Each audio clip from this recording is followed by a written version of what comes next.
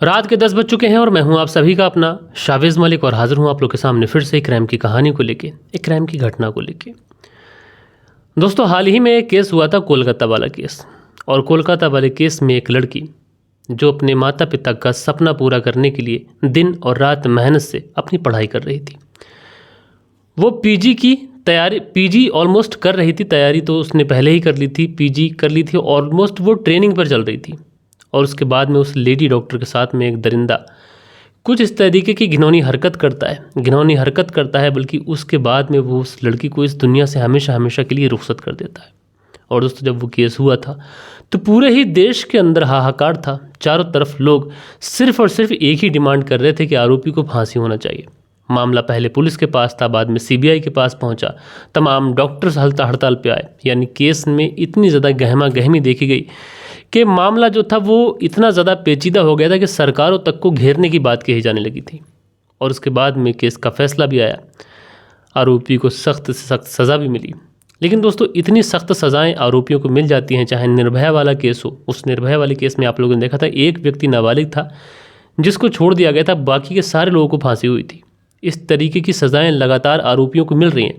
हमारे देश का कानून ऐसा नहीं है कि लचर कानून है, बल्कि हमारा देश का कानून आरोपियों को प्रॉपर सज़ा देता है, ऐसी बात नहीं है। लेकिन उसके बावजूद भी जो दरिंदे हैं वो अपने दिमाग में कुछ इस तरीके की शैतानियत भरे हुए हैं कि वो क्राइम करने से पीछे नहीं हट रहे हैं, बाज नहीं आ रहे हैं। दोस्तों, आज की जो कहानी मैं आप लोग को सुनाऊंगा, शुरुआत में तो इसमें अगर परिवार वालों की माने तो पुलिस की थोड़ी ढील रही, लेकिन बाद में पुलिस ने जो काम किया वो वाकई काम सैल्यूट के लायक है, सराहनीय काम है। दरअसल बात करें दोस्तों आज की कहानी की, तो आज की कहानी की शुरुआत होती है पंजाब से। और इसी पंजाब के अंदर एक शहर लगता है मोहाली। मोहाली दोस्तों काफ़ी ज़्यादा जाना माना शहर। मोहाली क्रिकेट स्टेडियम भी है। आप लोगों ने मोहाली अगर वैसे नहीं देखा हो तो आप लोगों ने क्रिकेट स्टेडियम में मैच होते देखा होगा। तो काफ़ी ज़्यादा प्रसिद्ध शहर है पंजाब का। और यहीं पर एक थाना लगता है, ज़ीरकपुर थाना। और इसी ज़ीरकपुर थाने के अंतर्गत एक कॉलोनी आती है, बादल कॉलोनी। और इसी बादल कॉलोनी के अंदर एक परिवार रहा करता है। इस परिवार में सोहनलाल हैं, उनकी 3 बेटियां हैं। 2 बेटी बड़ी हैं, एक बेटी जिसका नाम मैताली ठाकुर है। मैताली ठाकुर पढ़ने लिखने में बहुत ज़्यादा अच्छी। परिवार वाले जो थे मैताली से बहुत बेइंतहा मोहब्बत भी किया करते थे। अपने पिता की लाडली थी, अपनी माँ की लाडली थी। बल्कि रिश्तेदारों में मैताली का जो नेचर था वो इतना ज़्यादा खूबसूरत था कि हर कोई मैताली के नेचर की तारीफ़ किया करता था। सोहनलाल ने अपनी बेटी मैताली को बहुत अच्छी परवरिश दी थी। और जो मैताली थी अपने माता पिता का नाम रोशन करने के लिए बेहतरीन तरीके से पढ़ाई भी करती है। और दोस्तों, पढ़ाई करती है, उसके बाद में वो एक प्राइवेट कंपनी में नौकरी भी करने लग जाती है, आईटी कंपनी में। और उसके बाद में एक तारीख आती है 5 मार्च साल 2025, सॉरी 7 मार्च साल 2025। 7 मार्च साल 2025 को अचानक से एक कार आती है। मैताली जब अपनी जॉब से वापस आ रही होती है तो एक कार आती है और वो मैताली ठाकुर को अपनी कार के अंदर, जो व्यक्ति उस कार के अंदर बैठे हुए होते हैं वो खींच लेते हैं। और उसके बाद वो कार रुखसत हो जाती है। ये बात सोहनलाल को जैसे पता चलती है कि उसकी बेटी मैताली ठाकुर का अपहरण हो चुका है, बेचारे दौड़े दौड़े भागे भागे अब ये देखने की कोशिश करते हैं कि आखिरकार कौन व्यक्ति थे, कौन उसका अपहरण करके लेके गए। तो जो मौके पर चश्मदीद थे उन्होंने बताया था कि एक कार थी i20, उस कार में अपहरणकर्ता आए थे और वो मैताली ठाकुर को लेके गए। अब बेचारे सोहनलाल जो थे वो पुलिस थाने भागते हैं। पुलिस थाने भागने के बाद में जो मैताली ठाकुर थी उसकी गुमशुदगी की, यानी उसके अपहरण की रिपोर्ट दर्ज कराने के लिए जाते हैं। लेकिन यहाँ पर सोहनलाल और उनके परिवार वालों का ये इल्ज़ाम है पुलिस के ऊपर कि हमने जब पुलिस कंप्लेंट लिखाई थी तो पुलिस वालों ने हमसे कहा था कि तुम पूरी पुलिस कंप्लेंट हमें पंजाबी में लिख के दो। जबकि उनका कहना था कि हमें पंजाबी नहीं आती है, हिंदी हमारी मातृभाषा है, हम हिंदी में ही आपको देने आए हैं कंप्लेंट। अब उसके बाद में पुलिस वाले जो थे वो खैर इस मामले को दर्ज करते हैं और कहते हैं कि मैताली शायद अपनी मर्ज़ी से कहीं चली हुई आ जाएगी। दोस्तों, एक बहुत कॉमन सी बात है कि अगर आप क्राइम स्टोरी सुनते हैं और मैं क्राइम स्टोरी सुनाता हूँ तो इसमें पुलिस की भी कोई ख़ास गलती होती नहीं है, क्योंकि दोस्तों इस तरीके के केसेस पुलिस के पास बहुत ज़्यादा आते हैं। अच्छा, पुलिस कोई ऐसा नहीं था कि अनोखे केस पे काम करती हो। पुलिस के पास इस तरीके के केसेस आते हैं। सबसे पहले पुलिस के पास अगर किसी गुमशुदगी की रिपोर्ट आती है और अगर कोई महिला 15 से 16 साल के बाद में और लगभग 35 से 36 साल की वो महिला है, अगर वो अचानक से कहीं गुम हो जाती है तो पुलिस वालों का जो पहला जहन होता है वो यहीं जाता है कि शायद वो महिला अपनी मर्ज़ी से किसी के साथ चली गई है। और इस मामले में भी पुलिस वालों को ऐसा ही लगता है। लेकिन जो सोहनलाल होते हैं वो पुलिस को नामजद रिपोर्ट लिखाते हैं 4 व्यक्तियों की। इसमें एक नाम बताते हैं वो रोहित कुमार का, जिसकी I-20 कार थी। एक नाम वो सुल्तान मोहम्मद का बताते हैं, एक नाम वो अमन का बताते हैं और एक नाम वो राज का बताते हैं। कहते हैं कि साहब ये 4 लोग थे, इन 4 लोगों ने मेरी बेटी का अपहरण किया है और इसमें जो सुल्तान मोहम्मद है ये अपहरणकर्ता का साजिश करता है। अब जैसे ही पुलिस वाले ये मामला सुनते हैं तो पुलिस वाले कहते हैं ठीक है, अब इस मामले में टाल मटोल होती रहती है। सोहनलाल जो थे वो बेचारे अपने स्तर से छानबीन करते रहते हैं, वो अपने स्तर से मैताली की लोकेशन भी निकालते हैं, पुलिस को सारी सूचना भी देते हैं। और ऐसे में सोहनलाल और उनके परिवार वालों का कहना है कि पुलिस ने कुछ खास कदम उठाया नहीं। लिहाजा 11 तारीख को पुलिस को सूचना मिलती है कि बनूर के पास में एक बहर गाँव है, वहीं पर एक गंदा नाला है और उसी नाले के पास में एक डेड बॉडी पड़ी हुई है। लिहाजा पुलिस वाले वहाँ पर पहुँचते हैं और वहाँ पर पहुँचने के बाद में जब देखते हैं तो तरपाल में एक बच्ची की लाश होती है। बच्ची की जो लाश होती है जब उसको देखा जाता है तो ये लाश किसी और की नहीं बल्कि मैताली की थी। अब मैताली की लाश मिलती है, परिवार वालों को बुलाया जाता है, परिवार वाले तुरंत शनाख्त कर लेते हैं और फूट फूट कर रोने लग जाते हैं और वो पुलिस के ऊपर भी इल्ज़ाम लगाते हैं कि पुलिस की लापरवाही की वजह से हमारी बच्ची की मौत हुई है। मामला जो था वो इतना ज़्यादा बढ़ जाता है कि थाने का घेराव हो जाता है। हर कोई पुलिस से आरोपी जो थे उनको गिरफ्तार करने की मांग करता है। हालांकि जो लड़की थी उसका डेरा बस्ती हॉस्पिटल में पोस्टमार्टम के लिए शव लेके जाया जाता है, लेकिन पोस्टमार्टम के बाद में जब शव आता है तो परिवार वाले उस शव को लेने से इनकार कर देते हैं। वो कहते हैं कि जब तक चारों आरोपी पकड़े नहीं जाएंगे हम इस लड़की का अंतिम संस्कार नहीं करेंगे, अपनी बच्ची का अंतिम संस्कार नहीं करेंगे, क्योंकि आरोपी खुले घूमते रहेंगे, हम बच्ची का अंतिम संस्कार कर दे तो हमारी बच्ची की आत्मा को भी शांति नहीं मिलेगी। इसलिए पुलिस वाले जो थे, चूंकि रोहित कुमार को पुलिस वाले I-20 कार थी तो सीसीटीवी फुटेज वगैरह वगैरह की मदद से उसके नंबर को सर्विलांस पे लगाकर जो कार का नंबर था उसको निकालकर रोहित कुमार तक पहुंच जाते हैं, रोहित कुमार को अरेस्ट कर लेते हैं।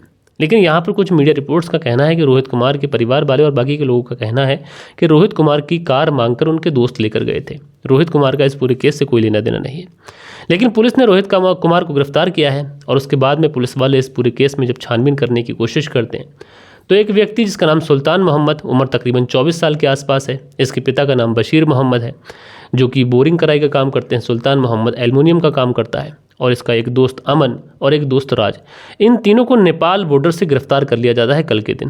गिरफ्तार करने के बाद में इन्हें मोहाली के लिए लेके आया जा रहा है, अभी आए नहीं पाए। अब दोस्तों पुलिस की पूछताछ में, पुलिस की इन्वेस्टिगेशन में साथ के साथ कुछ मीडिया रिपोर्ट्स हैं, उनके मुताबिक अगर माने, अभी इसमें क्या सच्चाई है ये तो जब पुलिस अपना एक तरीके से जब इन लोगों से पूछताछ कर जब अपनी प्रेस कॉन्फ्रेंस करेगी उसके बाद चीज़ें क्लियरिफाई हो पाएंगी।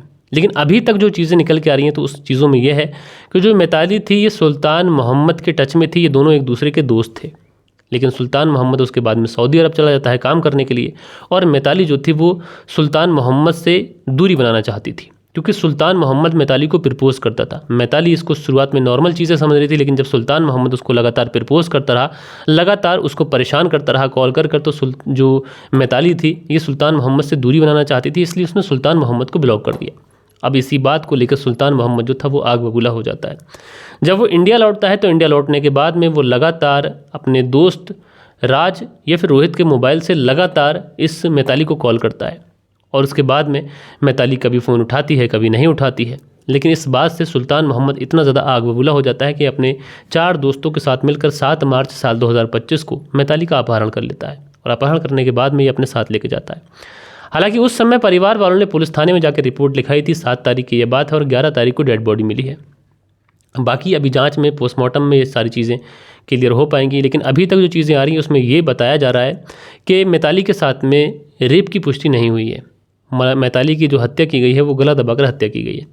अब ऐसे में जो अनुमान लगाया जा रहा है वो ये लगाया जा रहा है कि सुल्तान मोहम्मद मैताली को लेकर गया होगा और वहाँ पर किसी बात को लेकर इन दोनों के बीच में अनबन हुई होगी, क्योंकि सुल्तान मोहम्मद चाहता था कि मैताली से वो शादी कर ले, जबकि मैताली ऐसा नहीं चाहती थी और इसी बात को लेकर इन दोनों के बीच में कोई अनबन हुई होगी और उसके बाद में सुल्तान मोहम्मद ने उसकी हत्या कर दी होगी।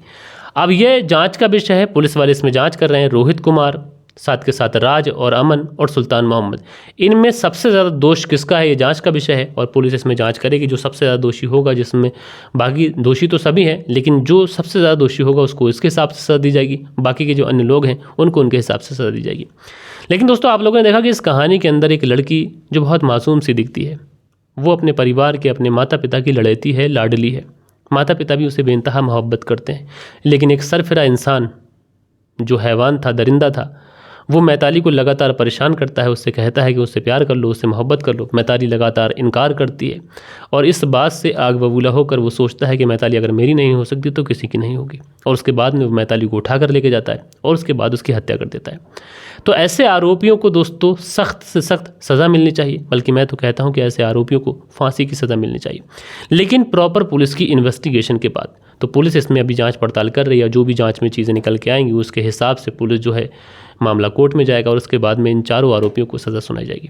लेकिन दोस्तों आप लोग अपने माध्यम से अपनी जो राय है वो हमें रखकर ज़रूर बताइएगा कि इस पूरे केस के अंदर इन आरोपियों को क्या सज़ा मिलनी चाहिए और सबसे ज़्यादा दोष इस पूरे केस के अंदर किसका हो सकता है। कमेंट्स करके बताइएगा। बाकी दोस्तों कल के दिन आप लोग के कुछ कमेंट्स हैं, आप लोगों के नाम पढ़ लेता हूं क्योंकि कमेंट्स काफ़ी ज़्यादा है, तो नाम पढ़ लूँगा, नाम पढ़ के भी चल जाएगा। और आज की वीडियो में वैसे ही कोई ज़्यादा लेंथी वीडियो नहीं है, तो आप लोग बोलेंगे कि 10 मिनट का तो वीडियो और 10 मिनट आप लोगों ने कमेंट्स पढ़ने में लगा दिए। तो ऐसा करता हूँ कि मैं फास्ट में एक रैपिड तरीके से आप लोगों के कमेंट्स पढ़ देता हूँ।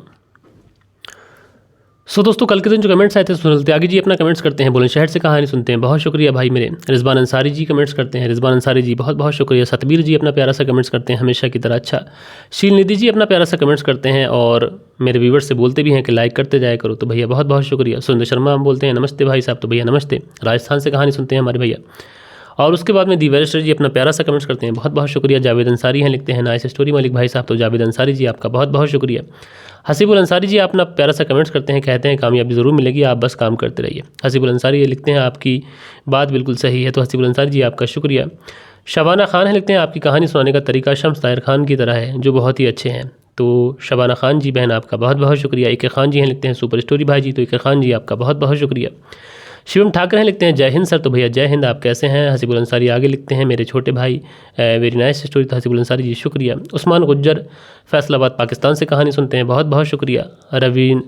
रणबीर सिंह हैं और जो लिखते हैं वेरी नाइस सतोर से सुनते हैं, बहुत बहुत शुक्रिया। धीरज चौधरी हैं, लिखते हैं नाइस स्टोरी भैया, तो धीरज चौधरी जी आपका बहुत बहुत शुक्रिया। उसके बाद में लाइक अब्बास लिखते हैं गुड जॉब, तो लाइक अब्बास जी आपका शुक्रिया। मोहम्मद रहमतुल्लाह अपना प्यारा सा कमेंट्स करते हैं, भाई बहुत बहुत शुक्रिया। उसके बाद में अगला जो कमेंट्स है ये बल्बेश्वर का है, लिखते हैं मलिक साहब जी नमस्कार सर जी, कहानी सुना अच्छा लगा, तो बालेश्वर बिहारी जी आपका बहुत बहुत शुक्रिया। उसके बाद में अगला जो कमेंट्स है ये कमेंट्स है दिनेश जी का और ये लिखते हैं नाइस स्टोरी सर जी, तो दिनेश जी आपका बहुत बहुत शुक्रिया। अगला जो कमेंट्स है रिजवान अंसारी का, हार्ट बनाते हैं, बहुत बहुत शुक्रिया। आफ्ताब मलिक हैं जो अपना प्यारा सा कमेंट्स करते हैं, भाई बहुत बहुत शुक्रिया। अमरोहा से हैं और रशिया से हमारी कहानी सुनते हैं। उसके बाद में रोमियो करके आईडी है, लिखते हैं रेगुलर लिसनर हूँ मैं, यूके से आपकी कहानी सुनता हूँ भाई, बहुत बहुत शुक्रिया। एमडी कासिम अपना प्यारा सा कमेंट्स करते हैं, सलाम करते हैं भाई, वालेकुम सलाम। और उसके बाद में मोहम्मद रहमतुल्लाह हैं जो प्यारा सा कमेंट्स करते हैं, मोहम्मद रहमतुल्लाह आपका बहुत बहुत शुक्रिया। उसके बाद में लाइक अब्बास हैं जो हार्ट बनाते हैं, बहुत बहुत शुक्रिया भाई। उसके बाद में अगला जो कमेंट्स है ये है राजपुरा खबरनामा, लिखते हैं शावेज़ भाई सलाम वालेकुम, आपने बहुत सही कहा, प्रीति को शैतान सिंह से मिलने जाना ही नहीं चाहिए था, तो राजपुरा खबरनामा जी आपका बहुत बहुत शुक्रिया। हसीबुल अंसारी हैं, लिखते हैं आप मेहनत करते रहिए, कामयाबी मिलेगी। हसीबुल अंसारी जी शुक्रिया। और अगला फिर से कमेंट्स करते हैं हमारे भाई, फिर शुक्रिया आपका, तो मेरे भाई 4 कमेंट्स करते हैं हसीबुल अंसारी जी, तो आप लोग भी ऐसा ही किया करें। शिवम ठाकुर हैं, लिखते हैं खुशी की भी गलती है, उसको अपने पिता की मर्ज़ी से शादी करना था, तो उस शैतान से बिल्कुल भी मिलना नहीं चाहिए था। उसके बाद में सन्नी दरोगा हैं, लिखते हैं फालतू बात ज़्यादा करते हैं आप, इस वजह से शायद व्यूज़ नहीं आते। नहीं सन्नी जी, आप लोगों से बात नहीं करेंगे तो कैसे चलेगा। रिजवान अंसारी जी जो हार्ट बनाते हैं, शुक्रिया। शिवम ठाकुर लिखते हैं इस कहानी में लड़की और दोनों की गलती है, तो शिवम ठाकुर जी शुक्रिया। अरुण ठाकुर लिखते हैं आज के टाइम में बाप का सबसे बड़ा डर लड़की की शादी में होने वाले खर्च नहीं है, बल्कि सबसे बड़ी ये डर है कि बेटी की इज्जत जो है वो उसकी ख़राब ना कर दे। बहुत शुक्रिया अरुण ठाकुर जी। उसके बाद में मंसूरी भाईजान हैं, लिखते हैं शैतान सिंह बिल्कुल नाम के हिसाब से उसने काम किया है, तो मंसूरी भाईजान जी आपका शुक्रिया। राजकिशोर चौरसिया महाबालेश्वर महाराष्ट्र से कमेंट करते हैं। तनवी जी हैं, लिखते हैं कैसे हो भाई, मैं सब ठीक है, रमज़ान कैसा है, घर कैसा गुजर रहा है आपका, तो तनवी जी अच्छा गुजर रहा है आपका, शुक्रिया। उस्मान गुज्जर फैसलाबाद से कहानी सुनते हैं, बहुत शुक्रिया। हसीबुल अंसारी जी कमेंट्स करते हैं, बहुत शुक्रिया। तनवी जी सलाम करती हैं, वालेकुम सलाम। गंगा हैं, लिखते हैं इसलिए हमारे बड़े समझते हैं कि जवानी में बहुत संभल कर चलना चाहिए, बट आपकी मर्ज़ी से शादी करनी चाहिए, जिन्होंने अपना जीवन देकर तुम्हें पाला है। बहुत अच्छी बात कही गंगा जी, आपका शुक्रिया।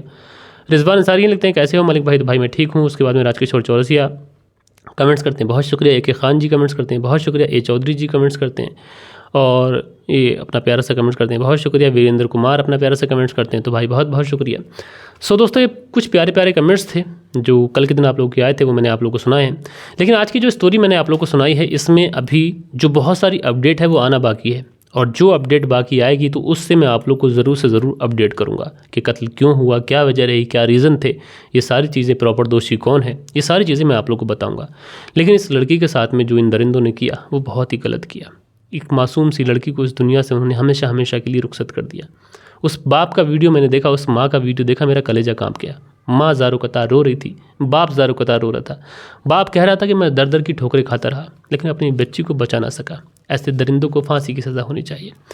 बच्ची का जब अंतिम संस्कार करने के लिए बच्ची को लेके जाया जाता है तो जहाँ पर अंतिम संस्कार होना था और वहाँ से लड़की के घर तक लोग कैंडल मार्च लेके जाते हैं। लोग बस यही कह रहे होते हैं कि ऐसे आरोपियों को इस समाज में जीने का कोई अधिकार नहीं है, जो किसी की भी बच्ची को यूं ही मार देते हैं। बहरहाल दोस्तों, मिलते हैं कल के दिन किसी और क्राइम स्टोरी के साथ में। जब तक के लिए अपना ख्याल रखिएगा। जय हिंद, जय भारत।